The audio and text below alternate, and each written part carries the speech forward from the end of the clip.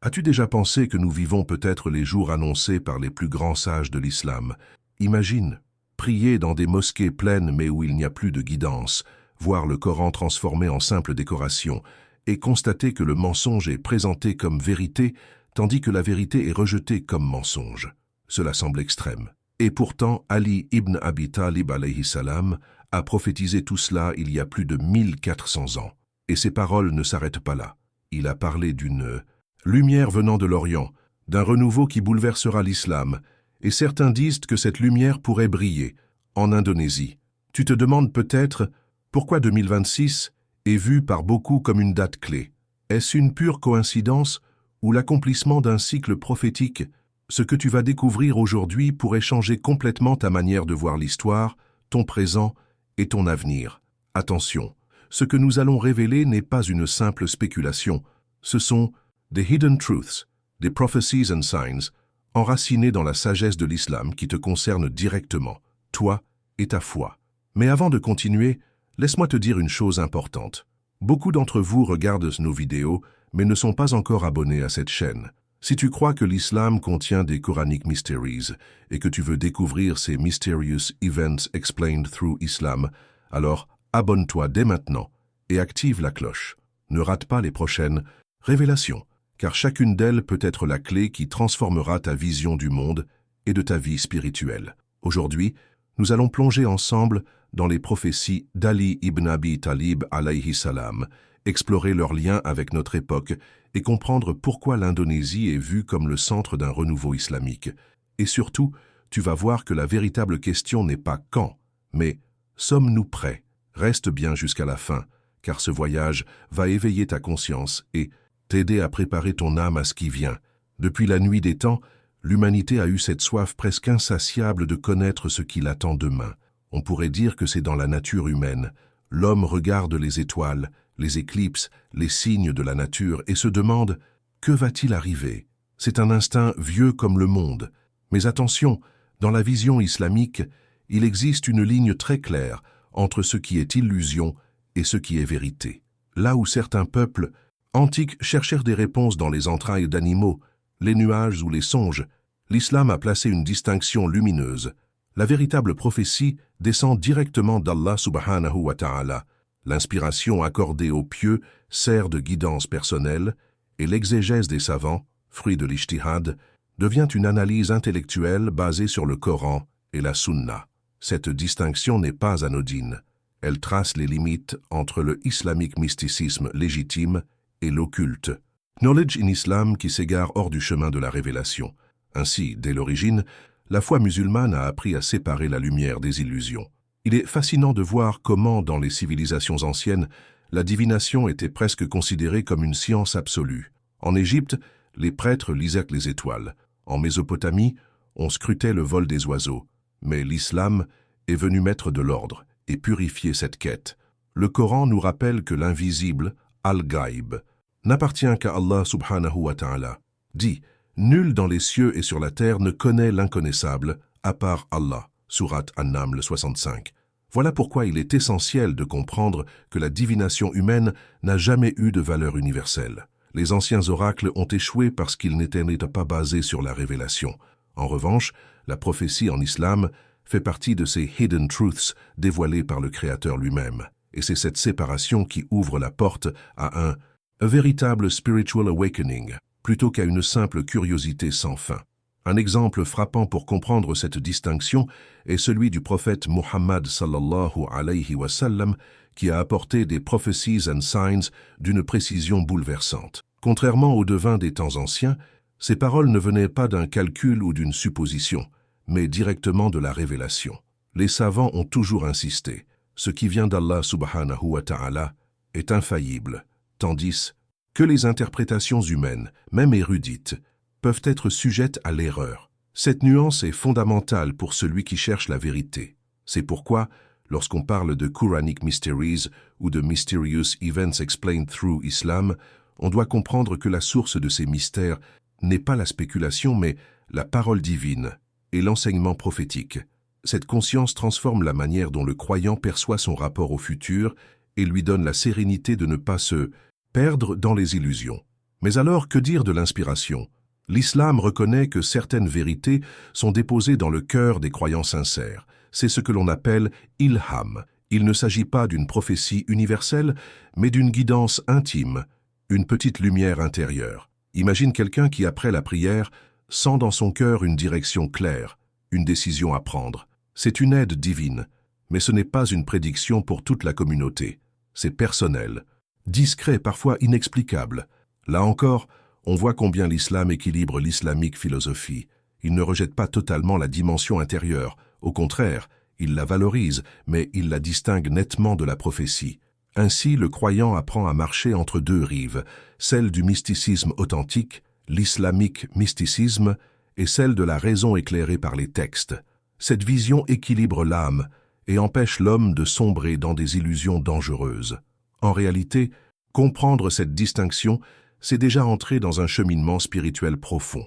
Cela invite le musulman à ne pas se laisser piéger par les illusions d'un avenir inventé, mais à s'ancrer dans les réalités de la révélation. C'est ici qu'on touche le cœur du spiritual awakening islamique. Ne pas se contenter d'écouter des prédictions vagues, mais chercher les hidden truths révélées par Allah subhanahu wa ta'ala et transmises par ses prophètes, alayhim salam.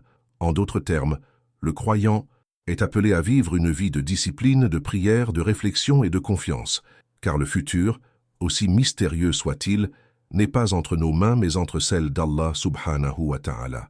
Et cette simple vérité est déjà plus rassurante que toutes les divinations du monde. Mais cela ne s'arrête pas là, car si les débuts de la civilisation nous montrent la quête confuse de l'homme, la révélation islamique nous conduit vers des prophéties d'une clarté éblouissante, comme celles annoncées par le prophète Muhammad sallallahu alayhi wa sallam lui-même. Lorsque l'on parle de prophétie en islam, il faut comprendre que ce n'est pas une simple prédiction hasardeuse. La prophétie, lorsqu'elle vient du prophète Muhammad sallallahu alayhi wa sallam, est une vérité absolue, car elle provient d'Allah subhanahu wa ta'ala lui-même. Contrairement aux spéculations humaines qui reposent sur l'observation ou l'intuition, la prophétie est une certitude divine. C'est comme si Allah subhanahu wa ta'ala levait un voile sur l'avenir pour montrer à ses serviteurs que rien ne lui échappe. Chaque parole du prophète Muhammad sallallahu alayhi wa sallam est donc une lumière qui traverse le temps, rappelant aux croyants que le futur est déjà connu du Créateur. Dans cette perspective, les prophecies and signs qu'il a annoncées ne sont pas seulement des annonces, mais aussi des preuves vivantes de la véracité de sa mission. Prenons un exemple frappant. Le prophète Muhammad sallallahu alayhi wa sallam a annoncé la chute des deux superpuissances de son époque, la Perse et Rome. À son époque, cela paraissait impossible. Les musulmans étaient peu nombreux, fragiles et sans véritable pouvoir politique ou militaire comparé à ces empires gigantesques. Pourtant, peu de temps après sa mort, ces paroles se sont réalisées à la lettre. Les armées musulmanes, portées par la foi et la discipline, ont défait la Perse et affaibli considérablement l'Empire romain. Ces événements, inscrits dans l'histoire, sont des Quranic mysteries révélés et accomplis, prouvant que la prophétie n'est pas un discours creux, mais une réalité qui se manifeste dans le monde concret. Cette précision bouleverse, car elle montre que même les puissances que les hommes croient invincibles ne sont rien face à la volonté d'Allah subhanahu wa ta'ala. Les prophéties du prophète Muhammad sallallahu alayhi wa sallam ne se limitaient pas aux grands bouleversements politiques. Elles touchaient aussi à la vie quotidienne, aux comportements sociaux et même à des détails que l'on peut observer aujourd'hui. Il a parlé d'une époque où les mosquées seraient pleines mais vides de guidance, où le Coran serait réduit à une écriture décorative sans impact sur les cœurs. Regardez autour de vous. Combien de communautés construisent des lieux magnifiques, mais oublient l'essence même de la prière et de la foi vivante. Ces Mysterious Events Explained Through Islam nous rappellent que la prophétie n'est pas seulement tournée vers l'avenir lointain, mais qu'elle éclaire aussi notre présent. Elle agit comme un miroir. En écoutant ces avertissements, chacun doit se demander où il se situe. Est-ce que sa foi est une lumière active ou une simple tradition figée? Ce qui frappe encore plus, c'est que ces prophéties ne cherchent pas seulement à informer, mais à transformer. Elles ne sont pas destinées à satisfaire une curiosité intellectuelle, mais à réveiller une conscience. Le croyant qui entend ces signes est invité à un véritable spiritual awakening. Par exemple, lorsque le prophète Muhammad sallallahu alayhi wa sallam annonce que viendra un temps où le mensonge semblera vérité et la vérité paraîtra mensonge, il ne décrit pas seulement un état du monde, il nous pousse à rester fermes, à discerner avec le cœur et la raison. C'est une leçon vivante qui s'applique directement à la manière dont nous consommons l'information aujourd'hui. Dans un monde saturé de réseaux sociaux, de rumeurs et de manipulations, cette prophétie agit comme un phare qui nous appelle à l'esprit critique, à la vigilance et à la recherche constante de la vérité. Au fond, considérer les prophéties du prophète Muhammad sallallahu alayhi wa sallam comme vérité absolue, c'est accepter que notre avenir est déjà entre les mains d'Allah subhanahu wa ta'ala. Mais ce n'est pas une fatalité qui nous enferme, c'est une guidance qui nous libère. Le croyant ne vit pas dans l'angoisse du futur, car il sait que tout est déjà écrit par celui qui est sage et juste. La prophétie devient ainsi une source de sérénité. Elle nous montre que même dans le chaos apparent, il y a un plan divin. Et cette certitude invite à l'action, à la foi et à la patience.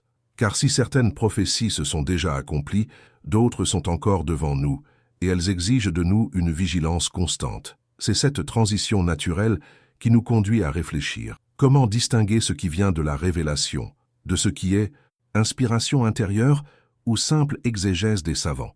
Dans la tradition islamique, il existe une subtilité précieuse qui mérite d'être comprise. La différence entre la révélation infaillible, l'inspiration intérieure et l'exégèse des savants. L'inspiration ou ilham est cette guidance intime qu'Allah subhanahu wa ta'ala place parfois dans le cœur de ses serviteurs sincères. Ce n'est pas une prophétie destinée à l'ensemble de la communauté, mais un signe discret, presque comme une brise légère qui souffle dans l'âme du croyant.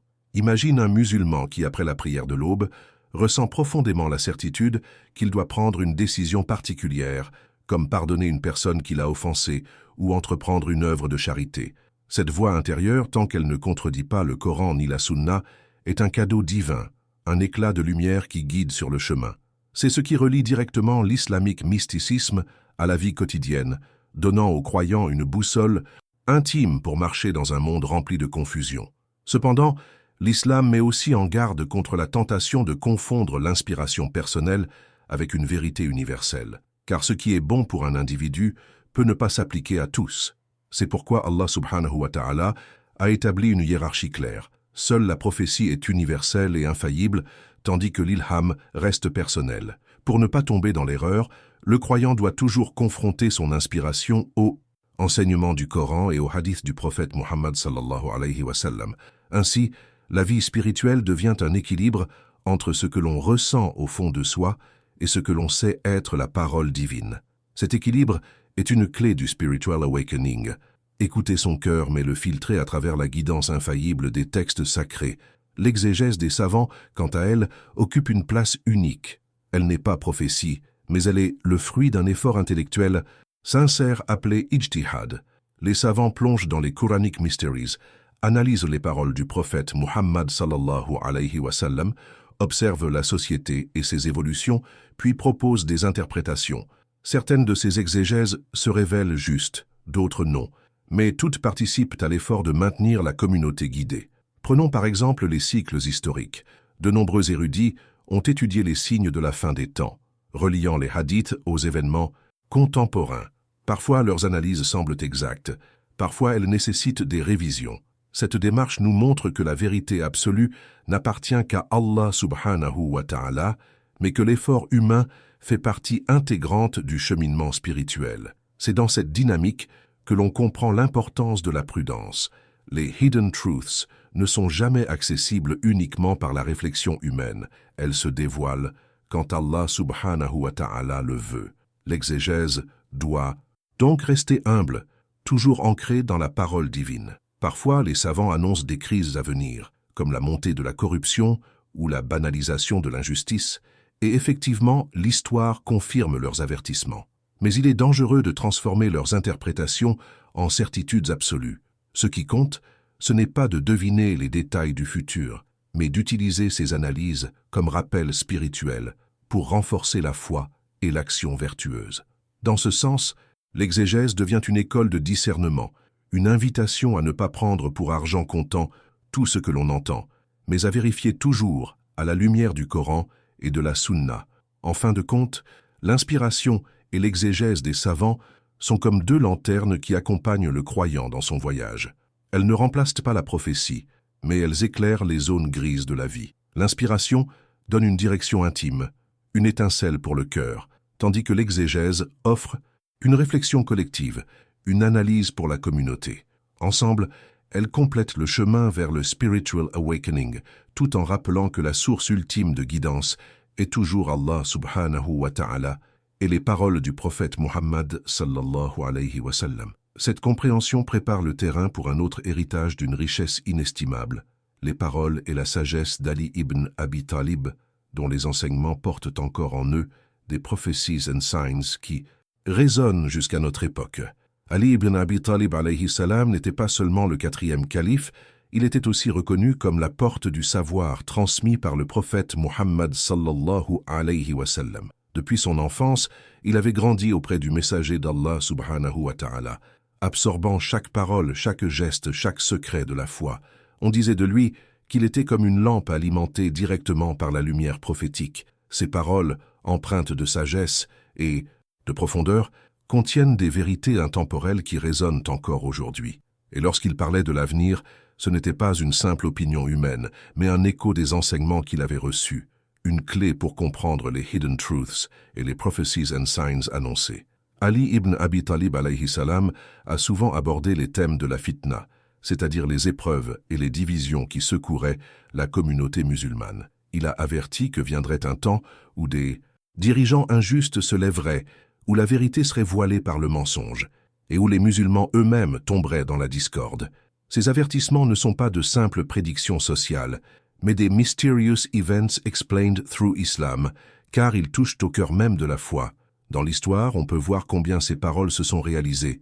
Après son califat, la communauté a connu de grandes divisions, des guerres internes et l'émergence de dirigeants qui n'avaient pas toujours la piété et la justice comme repères.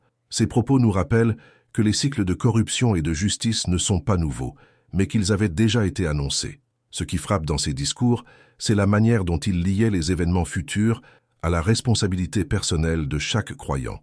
Pour lui, il ne suffisait pas de savoir que la fitna viendrait, il fallait s'y préparer, spirituellement et moralement.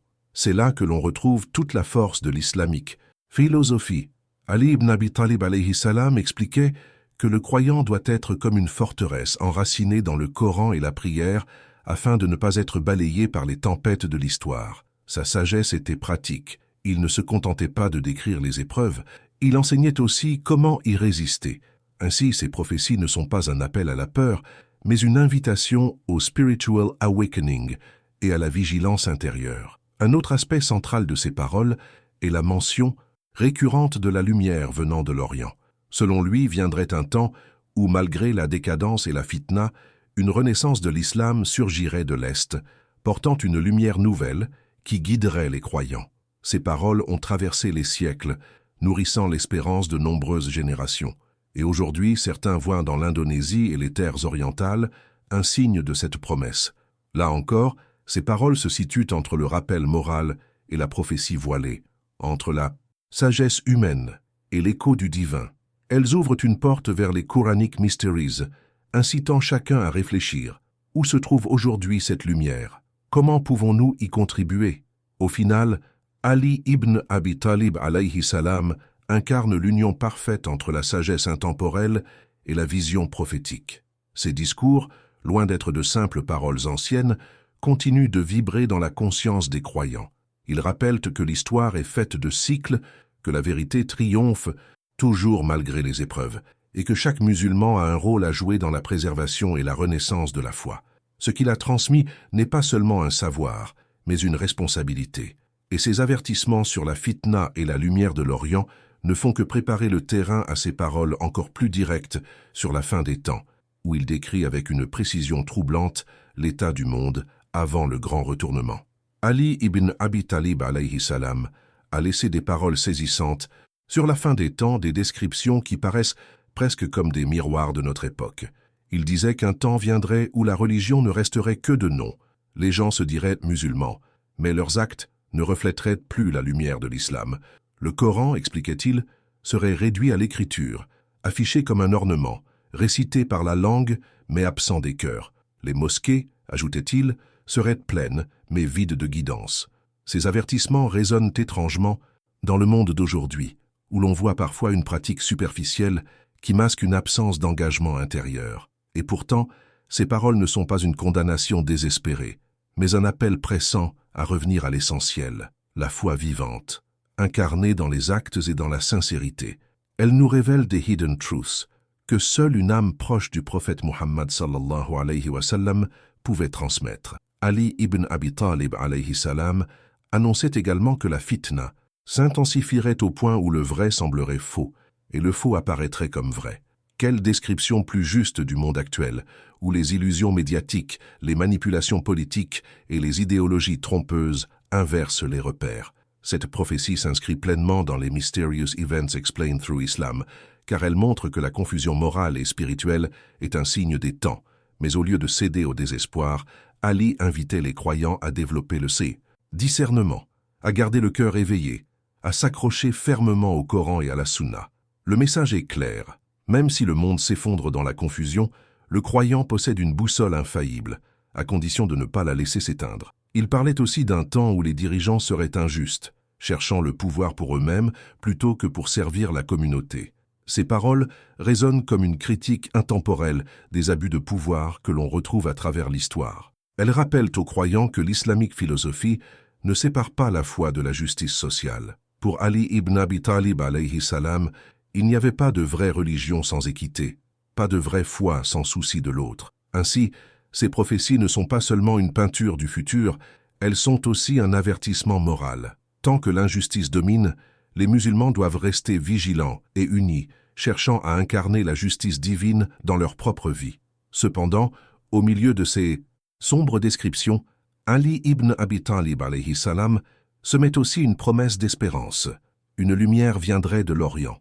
Cette image, mystérieuse et puissante, symbolise un renouveau spirituel qui jaillirait après les épreuves. Pour beaucoup, cette lumière évoque l'idée d'un renouveau de l'islam venant de régions où la foi est restée simple, pure et sincère. Certains pensent à l'Indonésie ou à d'autres terres de l'Est, mais au-delà de la géographie, c'est une promesse universelle. Après, la nuit vient toujours l'aube. Ces paroles nourrissent le cœur des croyants et les invitent à croire que même dans les temps les plus obscurs, Allah subhanahu wa ta'ala prépare un renouveau. Voilà ce qui relie directement ces paroles aux Quranic Mysteries et aux Prophecies and Signs qui traversent les siècles. Au fond, ces paroles sur la fin des temps ne sont pas destinées à effrayer, mais à réveiller. Elles appellent chacun à se demander « Suis-je en train de vivre ma foi en profondeur ?» ou « Seulement en apparence ?»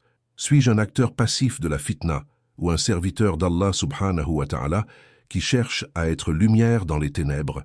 Les prophéties d'Ali ibn Abi Talib alayhi salam sont comme un miroir tendu à chaque génération, reflétant à la fois ses faiblesses et ses responsabilités.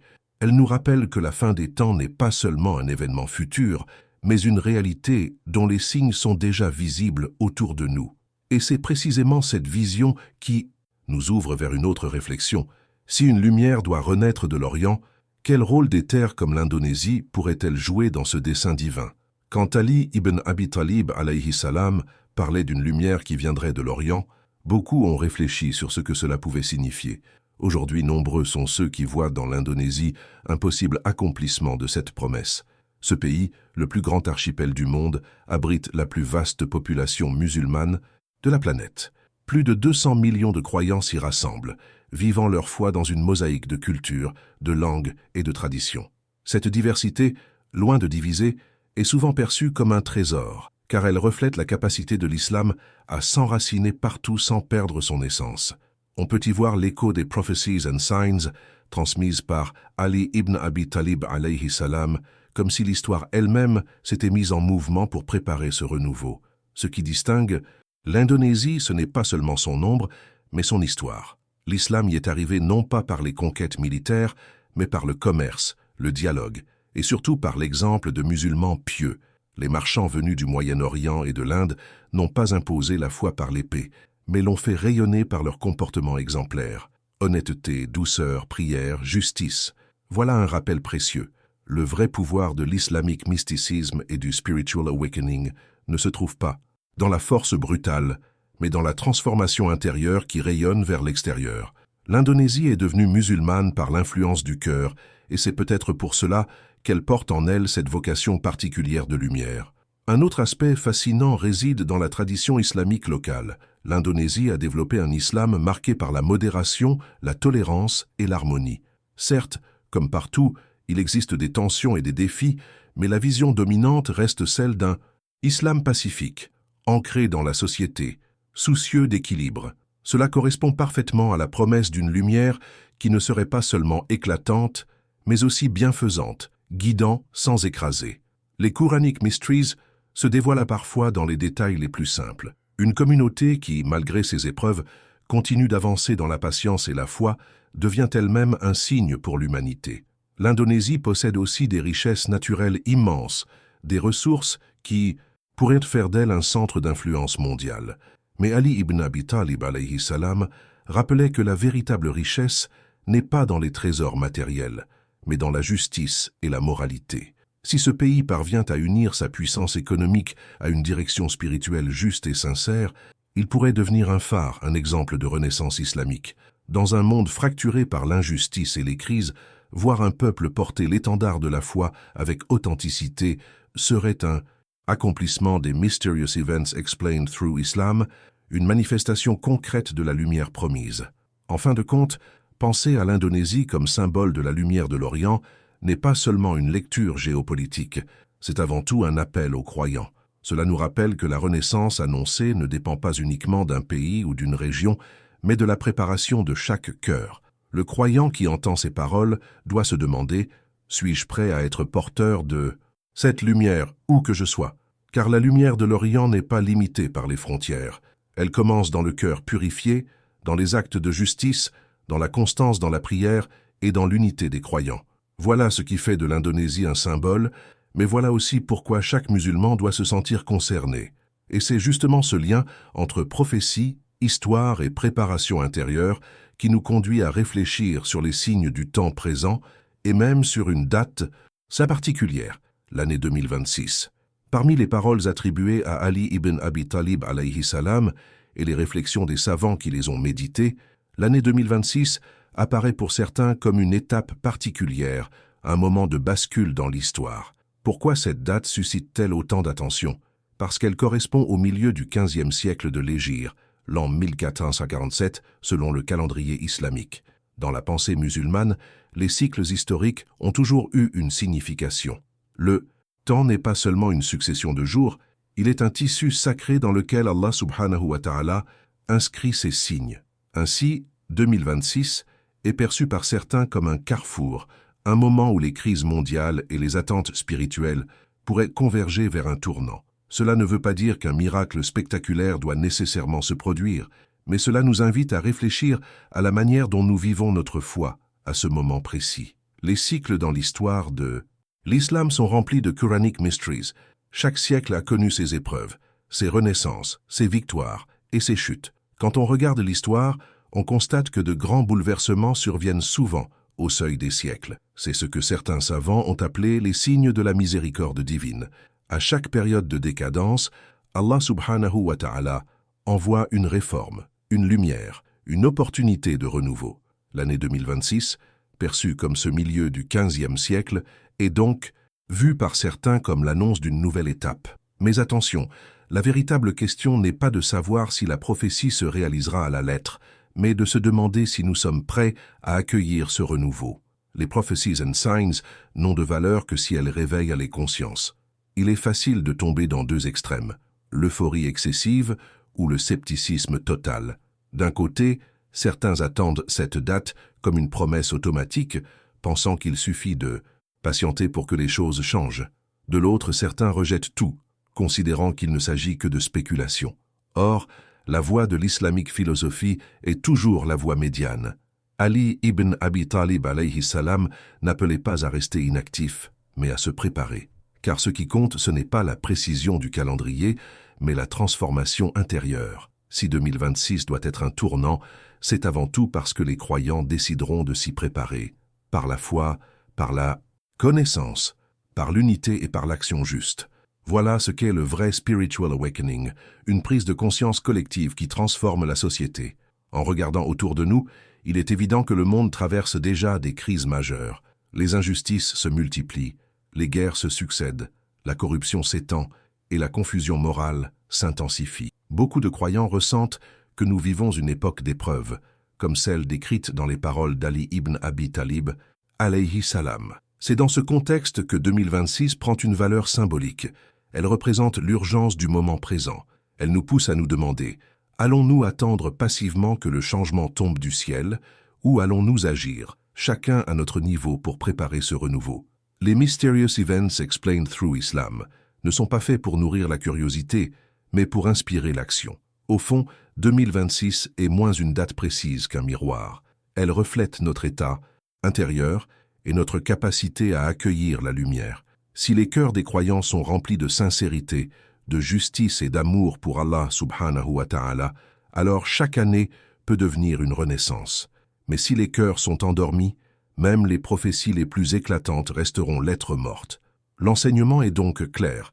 Ne nous attachons pas aux chiffres, mais à la préparation spirituelle. Car la vraie question n'est pas « est-ce que cela se réalisera ?», mais « suis-je prêt à être parmi ceux qui porteront cette lumière ?» Et c'est justement cette réflexion qui ouvre sur un autre enjeu fondamental, les dangers de la mauvaise interprétation des prophéties qui peuvent détourner les croyants de leur véritable but. Chaque prophétie, aussi lumineuse soit-elle, porte en elle un risque, celui de la mauvaise interprétation. L'histoire de la communauté musulmane est remplie d'exemples où des paroles profondes ont été mal comprises, ou pire encore, manipulées à des fins politiques, économiques ou idéologiques. C'est là que réside un des plus grands dangers, utiliser les prophecies and signs comme un outil de pouvoir au lieu d'un rappel spirituel. Ali ibn Abi Talib alayhi salam mettait déjà en garde contre cette dérive. Il savait que certaines personnes, au lieu de chercher à éveiller leur âme, utiliseraient les prédictions pour justifier leurs ambitions personnelles. Et lorsque cela arrive, le message perd sa pureté et les croyants se retrouvent divisés. La mauvaise interprétation naît souvent de l'excès. Certains tombent dans l'euphorie, attendant des miracles spectaculaires sans rien faire pour se préparer intérieurement. Ils transforment les prophéties en une sorte de spectacle cosmique, oubliant que leur véritable objectif est de provoquer un spiritual awakening dans le cœur. D'autres tombent dans l'extrême inverse, un scepticisme total. Ils considèrent tout signe comme une illusion, fermant ainsi leur cœur aux hidden truths révélés par Allah, subhanahu wa ta'ala et transmises par ses prophètes alayhim salam. Dans les deux cas, le croyant s'égare, soit il se perd dans une attente passive et naïve, soit il se ferme complètement à la possibilité que le divin parle encore à travers l'histoire. Un autre danger vient de la manipulation consciente. Certains groupes ou dirigeants n'hésitent pas à s'emparer des prophéties pour légitimer leur pouvoir. Ils présentent des événements politiques ou militaires comme l'accomplissement annoncé, afin de rallier les foules et d'asseoir leur autorité. Mais en réalité, ils détournent les paroles sacrées pour en faire des slogans. Cela transforme l'occult knowledge in islam en arme et détourne les croyants de leur véritable mission, la purification de l'âme, la justice et l'adoration sincère d'Allah subhanahu wa ta'ala. C'est pourquoi les savants rappellent constamment qu'il faut lire les prophéties avec prudence, humilité et discernement. Elles ne sont pas des équations mathématiques du futur, mais des rappels spirituels pour guider le présent. La voie sage est donc celle du juste milieu. Le croyant ne doit ni tomber dans l'excitation démesurée, ni dans le rejet total. Il doit se rappeler que les paroles d'Ali ibn Abi Talib alayhi salam et les enseignements du prophète Muhammad sallallahu alayhi wa sallam sont avant tout des rappels. Elles ne sont pas données pour nourrir la curiosité intellectuelle, mais pour orienter la vie quotidienne. Quand Ali parlait des mosquées pleines mais vides de guidance, ce n'était pas pour annoncer un fait spectaculaire, mais pour pousser chaque croyant à se demander « Est-ce que ma mosquée, mon cœur, ma foi sont vivants ou vides ?» Voilà la véritable interprétation, celle qui touche le cœur et transforme la vie. En fin de compte, le danger de la mauvaise interprétation est une épreuve en soi. Elle teste notre capacité à rester humble devant les Quranic Mysteries, car la vraie valeur d'une prophétie ne réside pas dans sa correspondance exacte avec une date ou un événement, mais dans sa capacité à transformer le croyant en serviteur sincère d'Allah subhanahu wa ta'ala. C'est pourquoi Ali ibn Abi Talib alayhi salam insistait. Considérez les prophéties comme des rappels, pas comme des prédictions à calculer. Ainsi, elles deviennent des guides lumineux qui nous rapprochent main de la vérité, au lieu de pièges qui nous divisent. Et c'est précisément ce qui nous conduit au cœur du message. Les leçons morales que les prophéties nous enseignent, et la manière dont elles doivent nourrir notre vie de foi. Les prophéties ne nous ont jamais été transmises pour que nous restions spectateurs passifs du destin. Elles ne sont pas des récits pour satisfaire la curiosité, ni des spectacles cosmiques que l'on contemple de loin. Leur véritable objectif est de transformer le croyant de l'intérieur, de l'appeler à l'action vertueuse.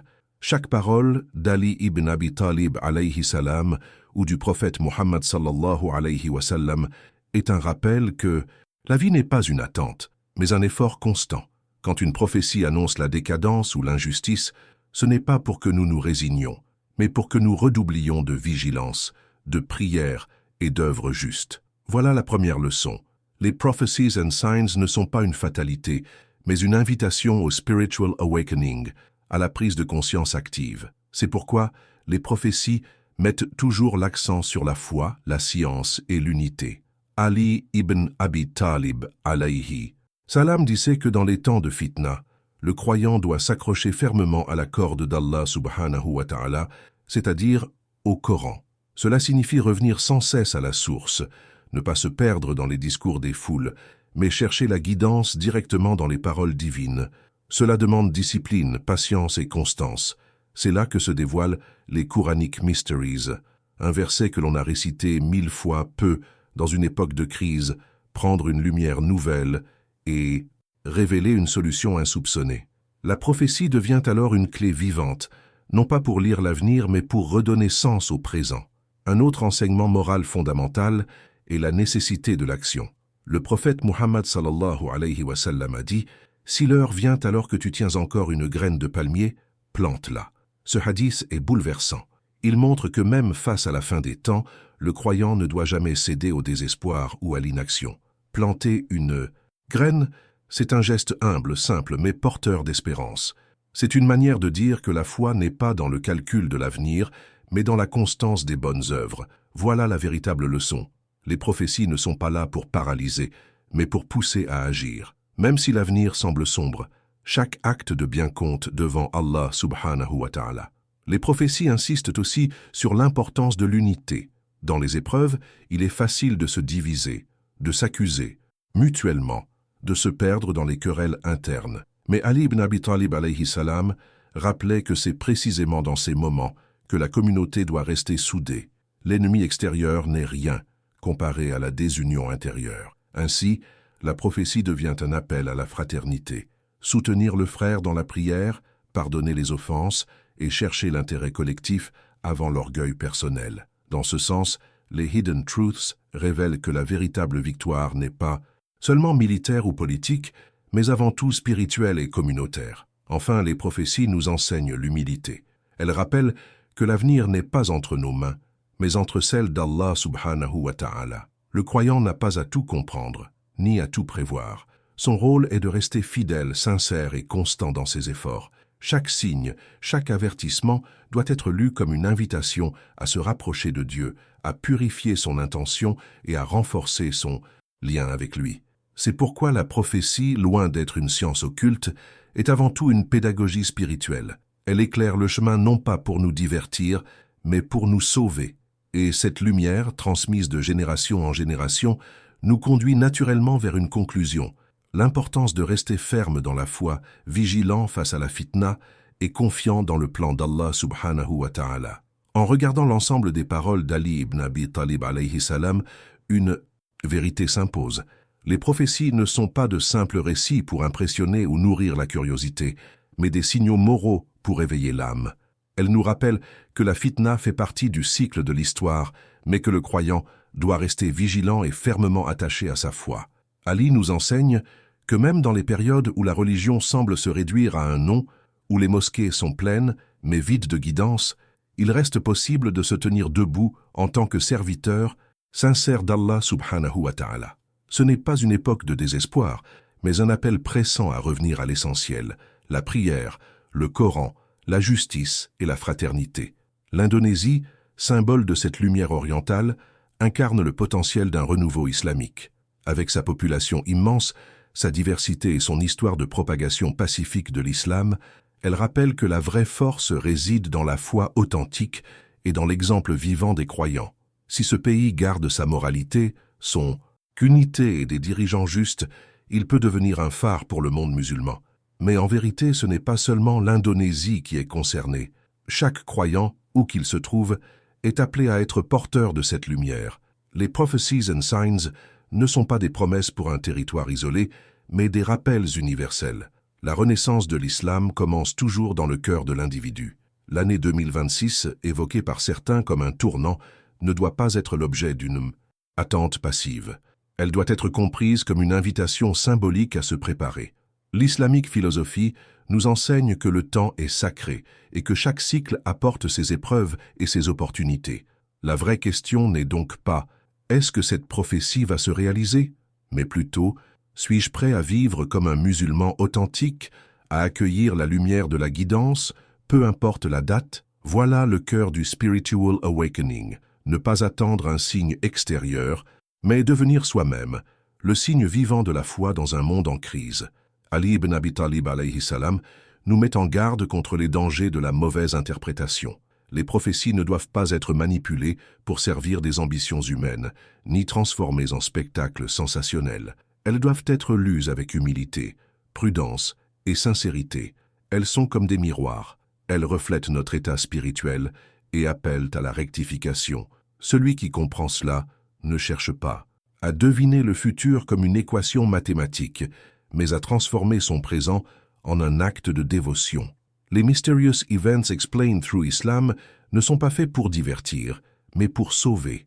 Alors, en guise de réflexion finale, posons cette question essentielle.